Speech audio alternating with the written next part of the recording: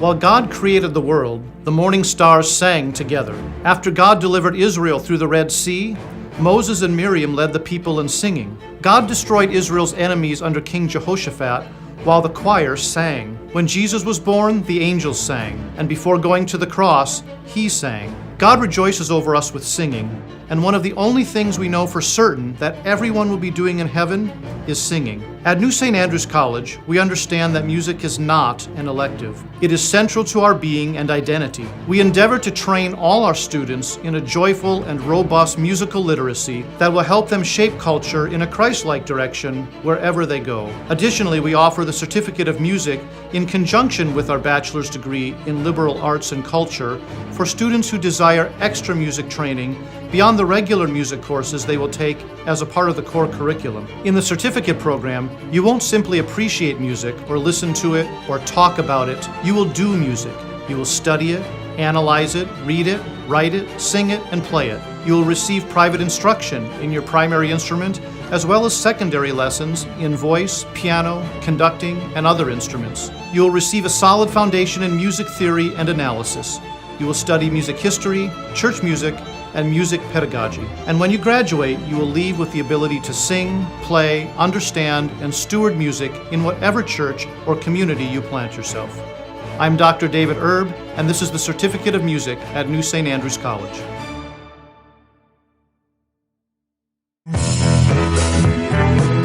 The International Man. That's good. That's good. Hey, y'all. Welcome back from Thanksgiving break. It's Monday evening. Good to be with you on CrossPolitic. Pastor Toby Chuck Knox, I'm the water boy. Every once in a while, we get a nice little gift in the mail. Yeah. And this particular gift actually came with a sweet little letter I have to read. Just real quick.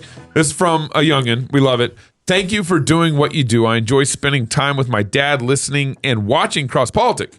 I also really love going to your conferences. Last year, I met a friend, and we are now pen pals. Yes. I love that. Yes. And we're writing an adventure story together.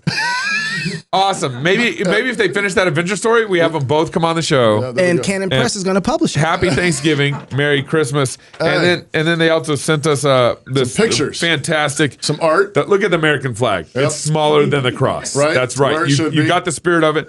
Getting into this is more Impressionist art. This is kind of more where I'd be at. Here you go, Peter, just for you, just so you can see that.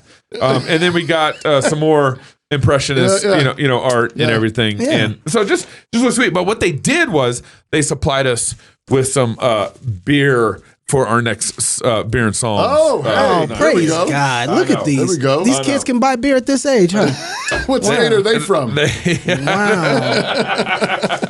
I like this. They must not be in America. Oh my goodness, this looks good. Wow, Fremont. I'm in. Spice Wars, barrel-aged dark star. Man, that sounds... We all got our own, too. Dangerous. I'm not sharing. Hey, is your smartphone a tool in the service of Christ or a minefield of distractions and temptations? With soul-killing seductions just a few taps away, our families and churches must embrace biblical accountability on our digital devices. Accountable to You makes transparency easy on all your family's devices by sharing app usage and detailed browsing history, including incognito mode with your spouse, parent, or chosen accountability partner. Accountable to You, that's the word accountable, the number 2, and then the word you, helps your family to proactively guard against temptation so you can live with integrity for God's glory. Learn more and try it for free at accountable2you.com/FLF. The International Man. The International Man is here. He's back. He's back. The International Man's back. Peter Hitchens, an English author, broadcaster, journalist, and commentator. He writes for the Mail on Sunday and was a foreign correspondent reporting from both Moscow, Russia, and Washington, D.C. Hitchens has contributed to The Spectator, The American Conservative, The Guardian, First Things, Prospect, The New Statesman, and from time to time, you can find him on CrossPolitic. He has published numerous books, including The Abolition of Britain, The Rage Against God, The War We Never Fought, and The Phony Victory. His new book, out just, recently, A Revolution Betrayed, How Egalitarianism Wrecked the British Education System. Peter, thank you for coming back on CrossPolitic. Well, it's a real delight. Now, Peter, my amazing American instincts. Oh, boy. Okay. It seems to me, all right, on a serious note, it seems to me that the death of the Queen is really kind of the last vestige of Christendom for Great Britain. Is that off, or is that going down the right path and thinking? Well, it's taking it a bit too far and making the thing a bit complete, which will probably not be complete. We do things by halves in this country and always have done, but it's certainly a step away from the Christian past. I think that the real test will be in our coronation service, which is what your presidential inauguration is a feeble copy of. The fundamental affirmation of the Christian nature of our state.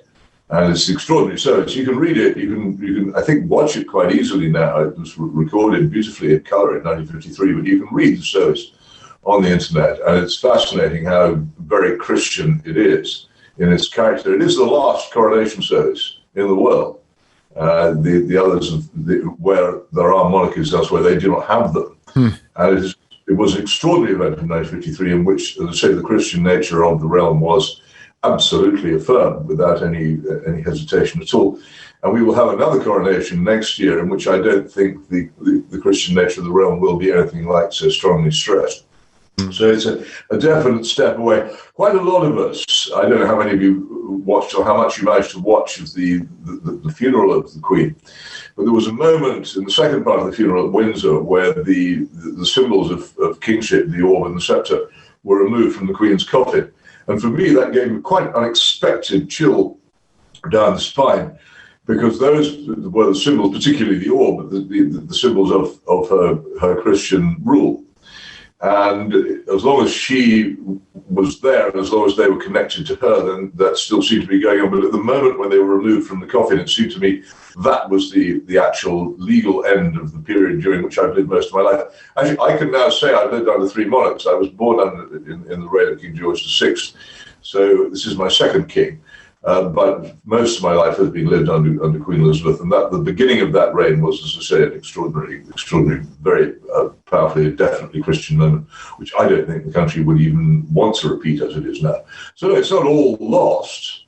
There's still a lot to go. As Adam Smith said, there's a lot of ruin in a nation, but that doesn't mean that there isn't a lot of damage done.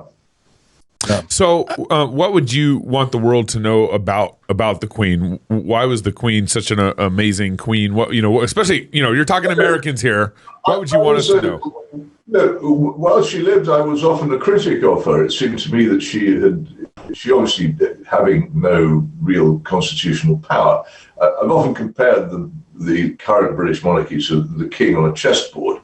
No real power in and of itself, except to prevent other people from occupying the same square, to prevent politicians from seeking adulation, for instance, and worship, which it quite effectively has done, but not really able to do much. Occasionally, I think it's just possible for a monarch to block or head off political actions that he or she disapproves of, but very rare in modern times. I don't think she ever did. So we knew that she was powerless in that sense, but I thought sometimes she came out in public to endorse things which she would have better off stayed quiet about. A certain amount of sympathy expressed for multiculturalism, which I don't think has been good for our country.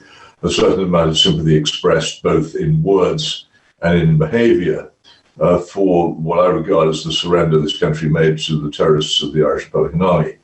Many people say it was necessary. I dispute that, but it didn't seem to me to be necessary for the monarch to make a public declaration of support for the agreement which followed, or necessarily to have for a white-tie dinner in Windsor Castle Martin McGuinness, the leader of one of the world's worst terrorist factions. I think it went too far. And those are a couple of points which I would say that she went to. I wasn't by any means an open-mouthed admirer of the last monarch. But her problems reflected the problems of a country which is seriously going wrong. There seems to be some concern about the new monarch concerning the issues of globalism. Are you seeing that as well being a concern over there? I'm looking from over here. I'm hearing, I'm reading, and it's hard to know what's really happening on the ground, the real concerns of the people over there. Well, I don't really know either. I think the problem with Charles has been that he has embraced a number of causes which he thinks good.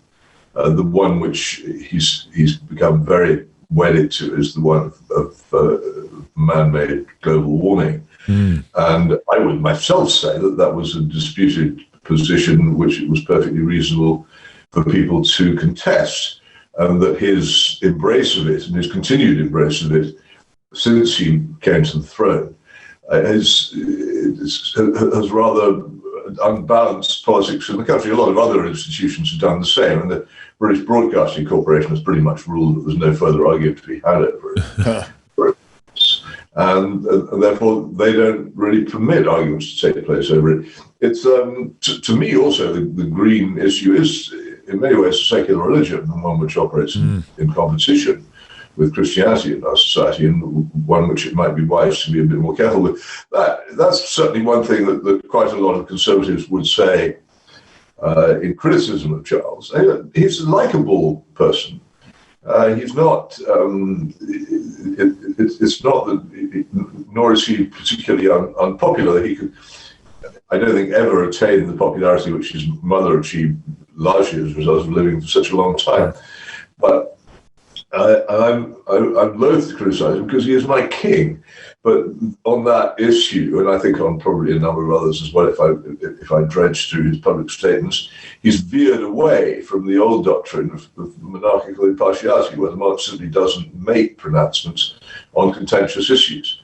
And by saying that he has a view on an issue, he pretty much declares that it's not contentious. And that, for those of us who think that it is contentious, is a bit of a blow. Yeah. Yeah. What's your take on this? Is a little off track here, but like he just jumped all over you. On Epstein and Prince Andrew and kind of that whole crazy thing. Tabloid time. I have nothing whatever to say about that. I know nothing about it, and it's just a complete. It's a swamp with a minefield in it. And my general view when I see a minefield is to go the other way, and likewise a swamp. And if I see a swamp and a minefield, then I go the other way in process.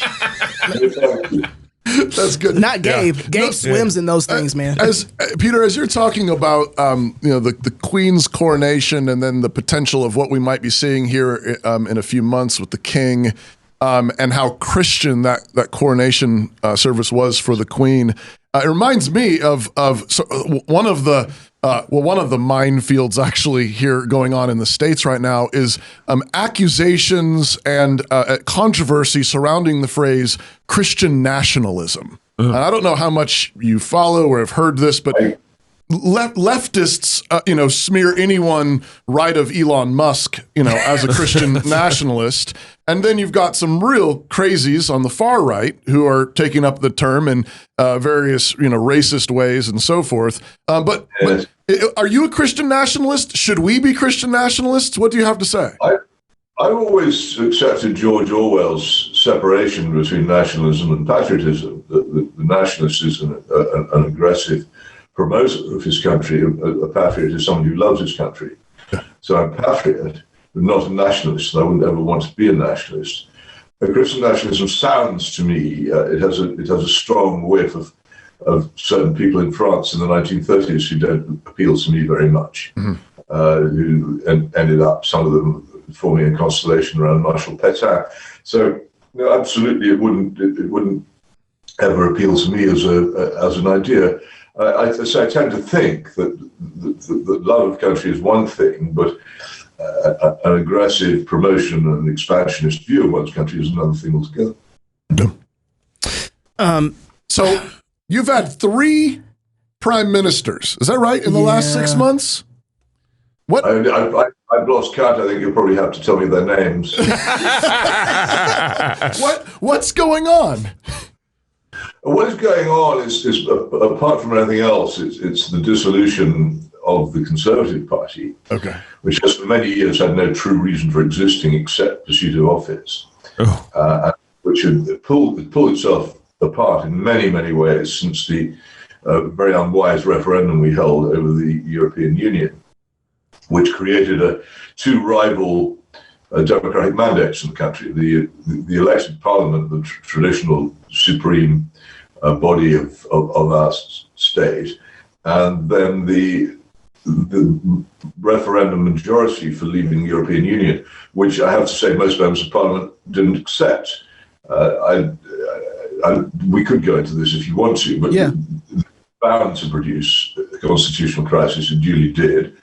And because the Conservative Party was in office at the time, that constitutional crisis made itself most painfully felt within the Conservative Party, which was divided and had leaders who didn't necessarily have the support of their members.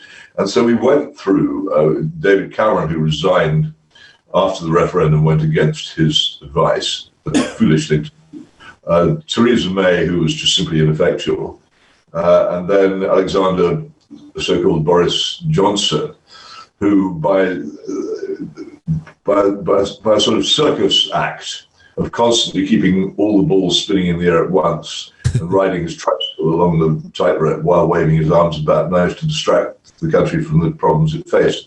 And then eventually he fell off for reasons largely unconnected with politics. And then he was replaced by this poor woman who simply, let's face it, wasn't up to it, and demonstrated she wasn't up to it with amazing speed, such amazing speed that even the political world had to admit she wasn't up to it, whereas often people are left alone for some time with their incompetence. And she's now been replaced by Rishi Sunak. Yeah. There's one good thing about Rishi Sunak from my point of view, and it just is the case that I am rather proud that we have a Prime Minister now who is a British person, and he is very British, of Indian origin. I think it's an amazing achievement. Not many countries could have done it. But apart from that, I don't like his politics, and I don't know what he does, but I think that's one good, tiny good thing that's come out of all the rubbish. Like the hope at the bottom of Pandora's box. Yeah. The last time we had you on the show, you quipped that you thought Boris was smarter than Donald Trump. Do you still think that? Well, it's not a difficult claim to make, is it? Well, you just compared Boris to the circus. I mean, if Boris is the circus, what is Trump? Well, yeah, exactly. That was a setup.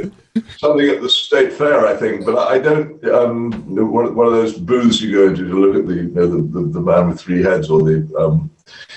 Let's not go into it, but it's not. Johnson is cunning beyond that. He's extremely cunning, which is the underestimated talent of politics. If you don't have it, then you're probably doomed. Trump has it. Princess Diana, the late Princess Diana, had it. She ran rings around the royal family and did the political establishment. But I think of those three, only Johnson could really claim to be educated to a high level and to have the attributes of what educated people would regard as intelligence. The other two were just cunning. And it's an interesting lesson that you shouldn't necessarily overrate academic achievement and degrees and good educations in one of the policies. There are other things which make people very capable of rising to the top. But is it the thing you want to rise to the top of? Right. So, since Gabe brought up Trump, have you been paying attention to the fact that he's announced that he's running for re-election over here? And yes, I have. And again, I think although the idea seemed ludicrous to me, everything about him has always seemed ludicrous to me, and yet people vote for him in their millions and turn out to great rallies to cheer him and believe that he will bring good things to them. And I can't fight that just by saying, well, actually, none of the facts that we know suggest any of this is true.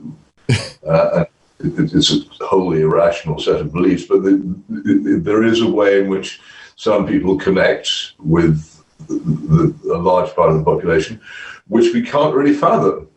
It happens accidentally. Television has, of course, made it far, far worse. Right. Yeah. What's your take on our... I'm sorry. No, go ahead. I mean, just in general, Biden is president doing his thing, trying to form sentences, when he gives complete sentences. We were kind of, a number of people were braced for, sort of a conservative resurgence, a red wave of sorts in our midterms. It didn't materialize. At all. What is your take just generally on what's going on here in the States? Well, it could be managed expectations, couldn't it? The liberal left could have been raising the possibility of a great resurgence among Republicans to make it likely to happen. Yeah. And other things could be going on as well. And Trump support might be simultaneously hardening and narrowing. So those who are enthusiastic about him are more enthusiastic than ever, but there are fewer of them. Yeah. And his ability to carry people on his coattails seems to me to be definitely in doubt. And the thing about Joe Biden, again, he wouldn't have become president if there was nothing appealing about him. Right. But a lot of that appeal lies in his past.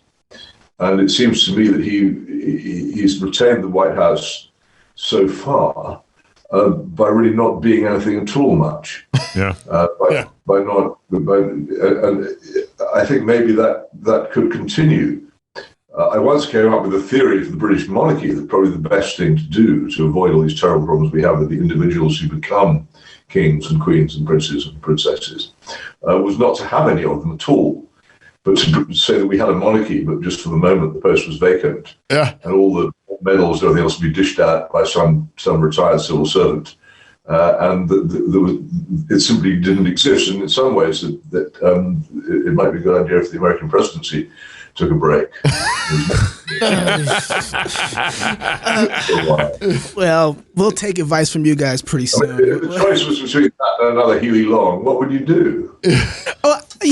Peter, I want to ask you, watching this last midterm, one of the things that I saw here was that it seemed that conservative ideas, conservative thinking wasn't something that was wanting to be accepted in the general public anymore. And I wonder, from where you're sitting at, you're Mr. International, you watch everything that's happening around the world. Do you think that conservative thinking and ideas are something that the general people don't want to embrace anymore? Or have we lost any foundation in communicating these ideas to society? I have a great difficulty here because an English conservative is a very different thing from an American conservative. Right. My conservatism has roots in, amongst other things, monarchy and Anglican Christianity. American conservatism has very different roots, and it's much less English as well than English for the obvious reason that a lot of people who embrace it are not of English descent or background. So I don't really feel qualified to say. I think certainly that the Trump presidency and indeed the whole Tea Party episode and the unfortunate George W. Bush period has done great damage to that part of conservatism, which had quite a lot to do with evangelical Christianity. Yep. Iraq, I think, dealt a terrible blow to it, and there's a gradual receding as a result. And what you see is Trump was a false dawn for a lot of people. He was not really conservative. I don't think there's anything conservative about him. Actually, he's a populist of a very ultimately unpolitical type. But a lot of conservatives placed faith in him, as they placed faith in Ronald Reagan in your country and Margaret Thatcher in mine, when neither of them were conservatives either. Conservatism as a political belief is confined really to a pretty small number of people. Well, that's the way it feels to me, as I'm one of them, in either your country or mine.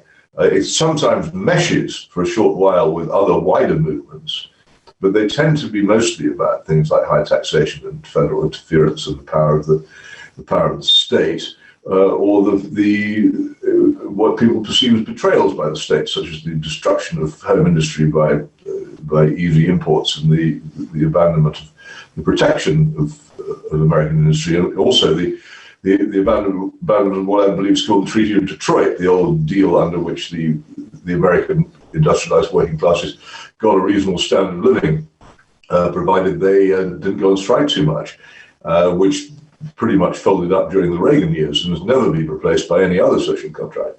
So I don't know whether conservatism really has ever had much to do with it. Conservatives are sometimes ridden on sort of a wave, but it wasn't a conservative wave. And when it falls, then they won't have lost anything significant because it wouldn't have ever carried them to conservatism. Interesting. So things have kind of gone on pretty much normal. Yeah. No. You see, because what happened, there is a constant upward and forward movement by the cultural and moral left. And one of the ways in which this is symbolized is the relentless advance in the legalization of marijuana. which is not just a little thing. It's a change in the nature of society. It's a move towards that society that all has to be warned against in Brave New World, where men will come to love their own servitude. Yeah. And it's not just over a few growers and a few dope smokers. It's a complete and utter alteration in society, and of course, basically casting aside of all remaining notions of Protestant self-discipline and deferred gratification in favour of a world of immediate pleasure and of unearned reward. It's huge. And people don't fully see it for the thing that it is. Yeah. Wow. Okay. Really quickly, I need to tell everybody, if you're not yet a Fight Laugh Feast Club member, this is a great time to join because we actually have a Christmas special. So if you sign up for gold and above, you'll get. We'll be able to advertise it here pretty soon. What we're actually doing, but you'll be on the list. That's not what I was going to say. The next 75, but there is that as well. But I was just saying this is a great time to join because we got our work to do. By joining the Fight Laugh Feast Army, not only will you be aiding in our fight to take down secular and legacy media, but you also get access to content placed in our club portal, such as past shows, all our conference talks, and exclusive content for club members that you won't be able to find anywhere else. Lastly, you always get discounts at our conferences. So if you haven't yet joined, consider it today. Sign up at fightlaughfeast.com. Peter, the last time we had you on was actually to discuss Brexit. Where is Brexit even at? Is it ever going to happen? Well, that depends on how you define it. And at the moment, I've always said that we would end up moving from being half in the European Union to being half out of it. At the moment, it's something like that, in that Northern Ireland, which is part of the United Kingdom, is still effectively in part of the European Union. To avoid another conflict, which would otherwise break out. I don't know how that, it's one of those very clever knots, which I don't know how to undo. And basically, the campaign to leave the European Union, which I was sort of part of before the referendum, though I was never keen on the referendum, I didn't take part in it or vote in it, was an attempt to get back our national independence, our control over our own lawmaking, particularly, which was, for me, vital, because one of the things that makes Britain, and particularly England, what it is, has always been its particular form of law, which is quite separate from anything on the continent of Europe, and quite distinct, for instance, from Roman law. If you became a member of an enormous federation of nations, all of which had some form of Roman law, or something like it, and you were the only one with a common law jury trial system, for instance, then it's inevitable that your system would give in to the other one and you would eventually become part of them. And I thought this had to be prevented. I would have made very large compromises to achieve it. The economic aspects of the European Union seemed to me we more or less had already signed up to, and getting out of them would cause immense problems, which it has. And of course, the radical anti-EU people regard me as a traitor for saying this, because for them, everything outside the European Union is sunny and the birds sing and it's lovely, and everything inside the European Union is terrible. Because everybody who's talking about politics or economics knows that can't be true. There were advantages from being in the European Union, and there are advantages of being outside parts of it. But it becomes very technical. I have to discuss things like the customs union and the single market. There's a country which has actually got a very good deal out of the European Union, which is Norway, which is in the single market and therefore has very free movement of goods, but is not subject to the European Court of Justice and all kinds of other European interference. It pays quite substantial sums to the European Union in subscriptions, but it doesn't pay the full national dues which full members do. And the result in Norway is actually a very successful economy in a country which maintains its independence. It's something they value very highly because they only very recently got it. And then soon after they got it, it was snatched away from them by German invasion. So they're sensitive on the subject, and that's one of the reasons why they stayed outside. But they got a good deal, a better one than we got. And I feel if we work towards something along those lines, it would make everybody a lot happier. But for the moment, emotions are still very high. And what I've just said is virtually regarded as treachery by those who would who wish to leave in the first place, and not even the people who wanted to stay don't even hear it. They don't understand there are divisions among those of us who were in favour of leaving. And what's happened is that the leaving campaign has been taken over largely by economic economic liberals who want Britain to be totally open to global trade under all circumstances. And Singapore on Thames is the description they like to go for. And I'm not at all in favour of that. I think there are a lot of... I'm ultimately a protectionist, like many conservatives. And I think that if you go global and make yourself completely open to trade from all around the world, you will destroy a lot of your own agriculture and a lot of your own industry as a result of a great deal of your own country. I don't think people even understand that very well. That's actually really important. But before we let you go, can I ask you one more question, Peter? Sure. I want to ask you about China right now, because 2 years ago, China looked a lot different. It had all the components set up. But right now, if you look online, look on Twitter, Facebook, social media, you see a bunch of people now, especially in Beijing, fighting against some of the COVID lockdowns. I kind of want to know your take on that. And do you expect that to even make its way to the West? I wouldn't have thought that we would have had people masking 2 years ago, forced inside of their homes. But that happened in the West. But you think that's coming here too? A lot of the actions imposed in Britain were basically inspired by the communist Chinese state, and particularly after the Great Panic over Italy. And it's historically recorded how certain people saw what was going on in China and thought, can we do that here? And they thought, and they did. And the shocking thing is that they got away with a great deal. And of course, nothing like the scale that it's on in China, because China already had both a terroristic police state and a gulag, and a very, very serious level of surveillance, which doesn't exist here, and also not even the flicker of an independent media or political opposition. There was a tiny amount of that in my country, and I think it did keep alive hope among some people. And also there were a number of intelligent people in the state structure who I think didn't take full advantage of the powers that they'd been given. I think a lot of our police forces, though some of them behaved very badly, were quite carefully restrained in what they did in using the powers that they had, which was a good thing. So it wasn't, to say that it was like China would be a ridiculous exaggeration. I don't know if any of you have been to the People's Republic of China. For some years before about 2010, I went quite a lot.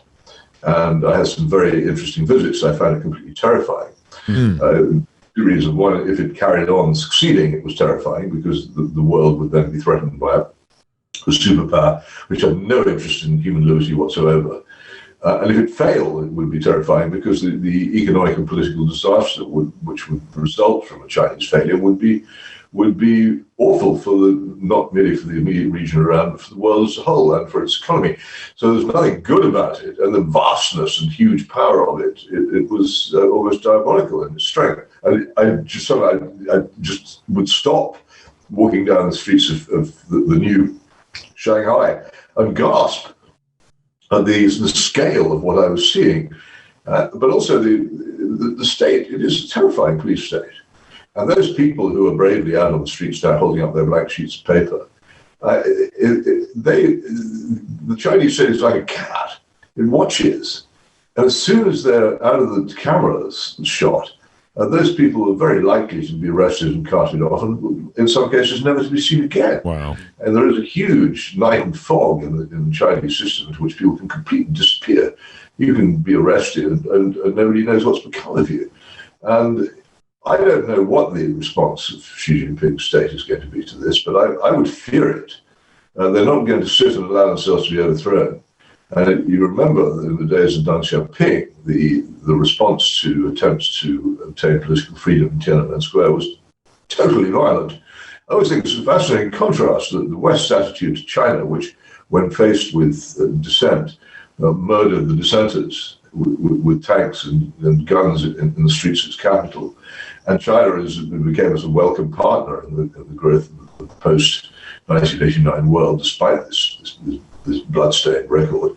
Whereas whatever you might want to say about the Soviet Union, it gave up power, not totally, but more or less, without a struggle, when it could have massacred its own people, and has been treated with contempt ever since. You did wonder exactly what it is that motivates its policies, but there it is. It's a contrast I like to make, because if you remember, in 1989, the people of East Germany were doing pretty much what the people of China were doing at the same time. They were pouring onto the streets demanding their freedom. And there was a serious discussion on communist side of the world as to whether they should be murdered, and they decided not to murder them. And their reward, as I say, was first of all that their regime fell, and secondly that we've treated them like dirt ever since. Whereas the Chinese murdered their people in their own capital, and they're welcome guests in our capitals. Wow. So I've worked that one out. If you can, I can't. Wow. Do you see what happened in 2020, 2021 with COVID in England? Do you see it happening again, or has a lesson been learned? Possibly not in that form. I think it would be hard to persuade people again to go through that because it was so unpopular and unpleasant.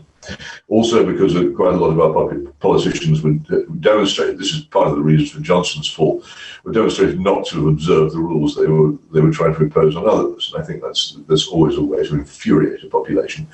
But I think that the current pretext or reason, depending on your point of view, for a greater narrowing of society and a diminution of freedom, speech, thought, and everything else, is the war in Ukraine, which I very much fear will drag on into some years into the future and will be a permanent reason for there to be less freedom. And also, when you're undergoing, as we are, a considerable economic decline, combined with fairly large economic troubles, that again makes people turn towards the government and offer it authority it hasn't previously had and probably shouldn't have. Yeah. Wow. Man. That's great. It's always so encouraging talking to you. Peter, where can people follow you? And Have you not heard the phrase satanic optimism? people tell One of the 19th century popes came up with it. He said everybody was going on and on about how the new world of industrialization was nothing but good. He said, this is ridiculous. You looked at this world of belching smoke coming out of factories and people being crammed out coal mines and living in slums. Well, of course, it's leading to more wealth, but it doesn't necessarily mean it's leading to a better, more moral, happier world. And to be optimistic about material things is in a way satanic. I think it's a good point and one to be remembered. Prosperity and economic growth are not by themselves guarantees of anything good. That's right. Yeah, I think C.S. Lewis would agree with you. Hey, where can people read your work at and follow you at, Peter? Well, you can read my work in the Mail on Sunday, which is online in two ways. One through a website called Mail Online, which was everything from the papers, which the Daily Mail, the Mail on Sunday, which are sister papers. Then if you want to subscribe, there's Mail Plus. And then you can also read a lot of what I write on the Peter Hitchens blog, which is easily obtained. Though it's probably better to use a non-Google search engine for it, because Google has some weird down on me at the moment. So you use another one, it'll come up more readily. And my books are obtainable, for the most part, through the usual sources. As I say, not through all the good bookshops, which tend not to stock them. Yeah. It's a great shame. I love bookshops, but they don't love me. So and check out the new one is A Revolution Betrayed. I think I've now lost count of how many books I've written. I think the one I just published is the 8th. Okay. Wow. A Revolution. Maybe I'm not sure. I've caused this confusion partly to myself by changing the titles of some of them. So it could be 16. What are you going to say? Well, I was trying to tell them A Revolution Betrayed, how egalitarianism wrecked the British education system. I'm looking forward to getting that one in particular. Thank you, Peter, for being on CrossPolitic. It's been a joy. Thank you for having me. The International Man. All right. International Man. If you're single, get married. If you're married, have you some kids. And if you have kids, go baptize them. Until tomorrow, love God with all your heart, soul, mind, and strength. Love your neighbor as yourself. Go fight, laugh, and feast. This is CrossPolitic. Home. It's where you build your legacy, where traditions are started, seeds are planted, meals are shared, and stories are told. We are Chris and Natalie Carpenter, owners of Story Real Estate, and our team of top agents helps people find homes in Moscow, Idaho, and around the country. Have you thought about a move? Contact us to get connected with a top agent who shares your values and puts your family first. Or reach out to us about our Moscow relocation guide. Wherever you're looking to go, we can help you find home. Call us at Story Real Estate or visit us at storyrealestate.com and start building your legacy. Putting off writing that proposal again? Yeah, we've been there. Proposal writing can be tough. It takes work, and if you're not careful, you can set up your company for failure. Well, that's where we come in. Smart Pricing Table is an innovative application that focuses on, well, the pricing table. Instead of a static document and constant back and forth, our platform creates interactive proposals that empower your prospects. Not sure if something is needed? Make it optional. Have complicated services that vary? Let your customer do the work with line item upsells. Have reoccurring services? Easy peasy. With Smart Pricing Table, you can create attractive proposals quickly. And our system is built for reuse, so you can get out of that hamster wheel. Give your customers choice and close deals quickly with Smart Pricing Table.